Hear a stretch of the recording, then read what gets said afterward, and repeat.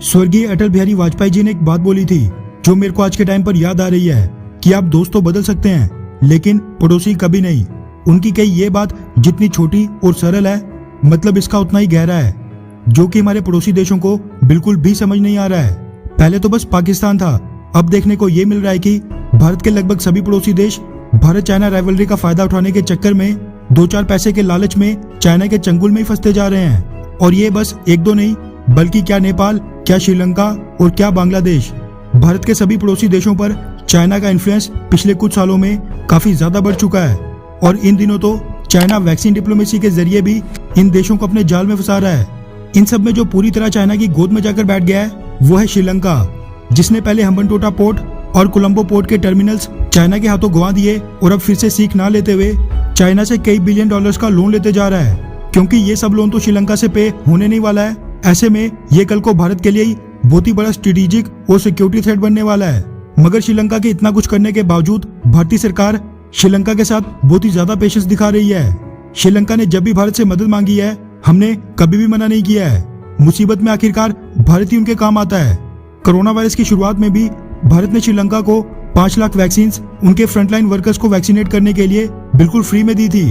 उसके बाद जब श्रीलंका के तट के पास एसिड्स और केमिकल से भरे एक्सप्रेस पर्ल नाम के कंटेनर शिप में आग लग गई थी, उसको बुझाने में मदद के लिए भी श्रीलंका ने भारत से मदद की गुहार लगाई थी, जिसके बाद भारत ही सामने आया था और हमने अपने कोस्ट गार्ड के शिप्स को श्रीलंका की मदद के लिए इस फायर फाइटिंग ऑपरेशन में लगा दिया था। इतना करने के बाद खबर ये निकल कर आ रही है कि श्रीलंका ने भारत से एक और मदद मांगी थी, एक्सप्रेस पर्ल नाम के कंटेनर का मलबा, क्योंकि कोलंबो पोर्ट के पास अभी भी सिचुएटेड है जिसमें से काफी ज्यादा पोर्शन अंडर वाटर फैल भी चुका है। श्रीलंका ने इसके आसपास सर्वे करने के लिए भारत से मदद मांगी थी ताकि फिशरमैन और मरीनर्स को रैकेज एरिया के बारे में एडवाइजरी जारी करके सचेत किया जा सके।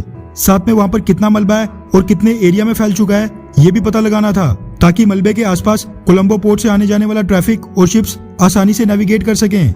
बस इसीलिए जो आग लगने के बाद एक्सप्रेस पर्ल कंटेनर शिप का मलबा बचा था उसका सर्वे करना बहुत ही ज्यादा जरूरी हो गया था, क्योंकि उस कंटेनर शिप में कई तरह के एसिड्स और केमिकल्स लोडेड थे जो कि आग लगने के बाद आसपास के एरिया में फैल गए थे।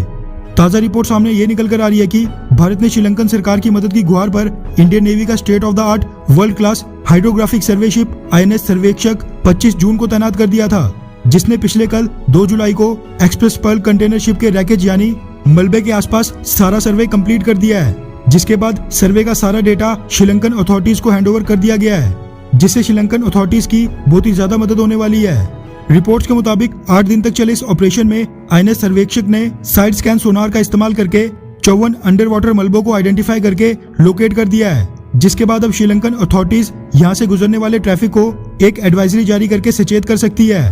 वैसे देखा जाए तो पहले आग बुझाने के लिए मदद मांगी, फिर अंडर वाटर रैकेज यानी मलबे को आइडेंटिफाई करके लोकेट करने में। ऐसे में बड़ी हद तक पॉसिबल है कि कल को श्रीलंका इस मलबे को वहां से सिक्योरली हटाने के लिए भी भारत से मदद मांगे। भारत तो वैसे पड़ोसी धर्म निभाते हुए उसमें भी मदद कर देगा, लेकिन श्रीलंका तब भी नहीं सुधरने वाला है। वो कल को फिर से चाइना की गोद में जाकर बैठ जाएगा। खैर, क्या एक पड़ोसी देश होने के नाते क्या आप श्रीलंका पर थोड़ा भी विश्वास करते हैं, हाँ या फिर नहीं? नीचे कमेंट करके अपनी राय जरूर बताएं। अच्छा सुनो, चैनल को सब्सक्राइब करो, उसके बाद घंटी बजा देना ताकि अगली वीडियो आपसे मिस ना हो पाए। Thank you.